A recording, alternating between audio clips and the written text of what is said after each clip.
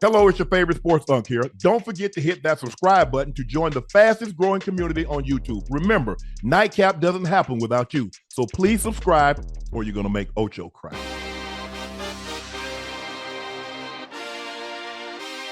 Oklahoma beat Auburn 24-17. The Sooners racked up a school record 10 sacks against former OU quarterback Jackson Arnold, including multiple in the final minutes to seal the win. John Mateer has been throwing up the money sign and with a nickname, Money Mateer. When asked about the nickname, he joked there's a little different person than Johnny, said, the difference between the first Johnny and me, Johnny, I'm going to church in the morning. Johnny, damn, Johnny, I know you went to church at least once or twice. Yeah, man, I grew up in the church, or something. Bro. You went to something called a church. Church is chicken.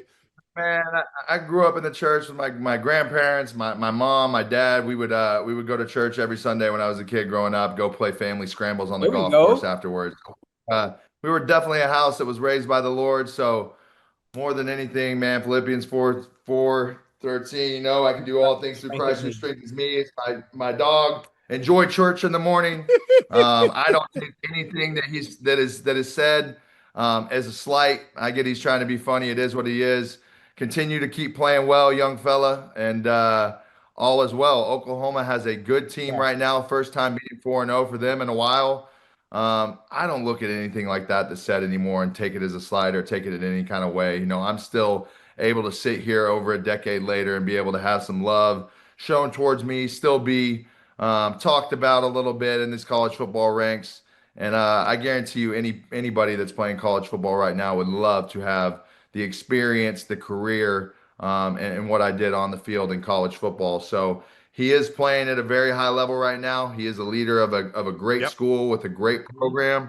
And, you know, when you come into it and beat a team like Auburn and your second year in the SEC against a quarterback that you've known that's been in your room, you know, this is a game that definitely meant something to them.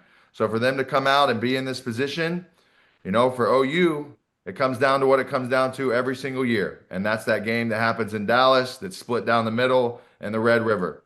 And you never know what's going to happen or what it's going to be. We don't know what Texas really is. But, you know, for now, OU looks pretty good. And they look like they have a competitive team that's going to fight through this SEC and has a chance to go into the playoff for sure. Johnny, do you feel like every time there's a white quarterback in college that the little athletic and can run just a tad, they compare him to you?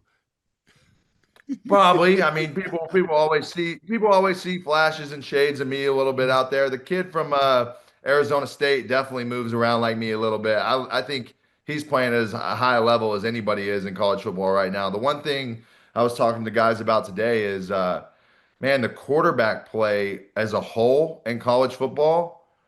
I'm missing the mid 2010, 11, 12, 13, 14, 15, 16, 17 years. Where's the boys that multiple guys went out and played like Deshaun Watson or RG3 or me or Baker or whoever, Mariota? So many guys at so many different schools that were out there really doing people dirty. And I turned the TV on this Saturday, especially today. Nothing. I'm begging and hoping and pleading to see any quarterback out there doing something dirty, playing high level, high caliber football, even from the guys that we expect it from, right? The guys who we talk about all offseason that are at the top of the rankings of everything. You don't see it from DJ Lagway. I see Sellers at South Carolina today on a 3rd and long, miss a wide open crosser that's just like, these are throws you have to make that other guys are making. Right now, my favorite quarterbacks to watch is my guy at Baylor, Sam Levitt from Arizona State. A couple guys sprinkled here and there that are like making some plays. Marcel Reed is really making it shake. He's throwing the ball really well and running it. Other than that, you expect the Klubnik to play well at Clemson, and he's not playing well. Like Arch isn't playing well. He can hop up and flex on Sam Houston all he wants. Corny move, by the way, but yeah. That's not. I don't know. I don't know where he got that from.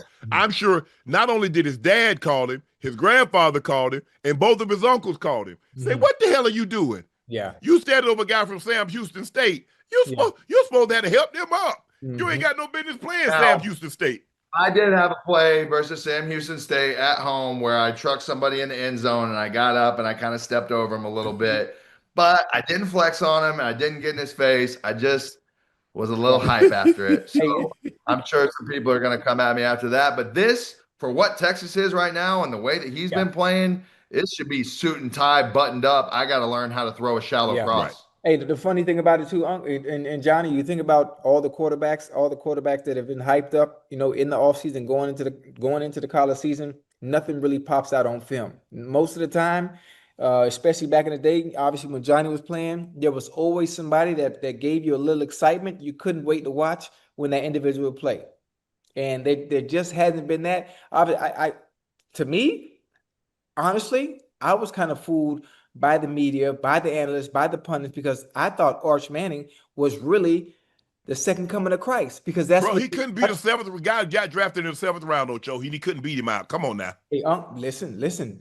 You heard what you just said? Guy got drafted in the 7th round and he couldn't beat him out. But again, the way they talk about somebody, that's all I have to go off of. The small sample size I saw when he came in, when Urs was hurt, I can't go off of that. I'm basing everything off what these so-called experts say, and they had me thinking like, okay, I'm locked in on the first week of Texas game, and I'm looking like, well, this can't be. Well, maybe I'm like, so right now, the guys you want to flip the TV on, like, damn, maybe I'll watch this guy play quarterback. Castellanos at Florida State is a guy who will get you up a little bit. He's nice. Baylor in their offense is slinging the ball around the yard a little bit. Sam Levitt at Arizona State definitely has a little bit of something to him where he's making some stuff plays and extending some plays. Marcel, I think, is a guy who's developed passing the ball, where A&M's offense with their receivers and what they have right now are really, really exciting. And that's not me even being a homer. That's just straight facts to what Cleaver did in that game and what they're doing offensively and Colin Klein has them doing. I think that's an exciting offense to watch. But as you go around the whole country, there is nothing that really, really jumps off the page where you're like, damn, that guy right there, I got to turn the TV on Saturday for that. I'm not so sure people even know who John Mateer was, and now he's the favorite for the Heisman. Mm-hmm. The guy came in, he was an unknown. And I'm not saying unknowns. We saw that. We've seen Jaden Daniels come out of nowhere. We've seen Joe Burrow come out of nowhere. Yeah. Hell, Johnny, you came out of nowhere. But I'm like, damn, at least some of the guys that were favored were playing well, but other guys just played better. All the guys that were supposed to be at the top, they playing like, man, stir fry. I'm like, what the hell is... And like for me, when I watched Arch last year, and when Urs was out, you look who he played. Now, bro, I can't get excited about San Jose State. I can't get excited when you're playing inferior teams. Right. If you are what you said you are, I give you a prime example. Look at Trevor Lawrence. He came in and he beat the starter out the previous year. Mm-hmm. That's what a #1 overall pick's supposed to do. Right. That's how you're supposed to look. You don't supposed to keep a guy goes in the 7th round, keep you on the bench for 2 years. Right.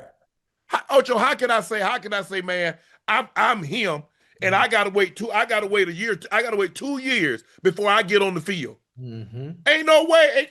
Team like, huh?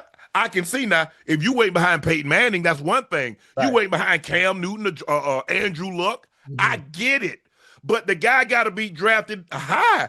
You sat behind a guy that got drafted. I think he got drafted in the 7th round. He was a low round draft pick. Put it like this: he didn't go in the first 3 rounds. Right. So I'm like, no. Can I ask a question? Would Texas fans and Sark, would they take Quinn Ewers back right now? Hell yeah. Crazy. And all we heard last year was what? Arch. Put Arch in. Crazy. Sometimes you have it good and you don't even know it. And I know right now that Texas offense with Quinn Ewers behind the wheel, they'd be undefeated. The most popular guy on the football team is the backup quarterback until he has to get his ass in and play. And then he become unpopular just like the starter. Mm-hmm. Yep.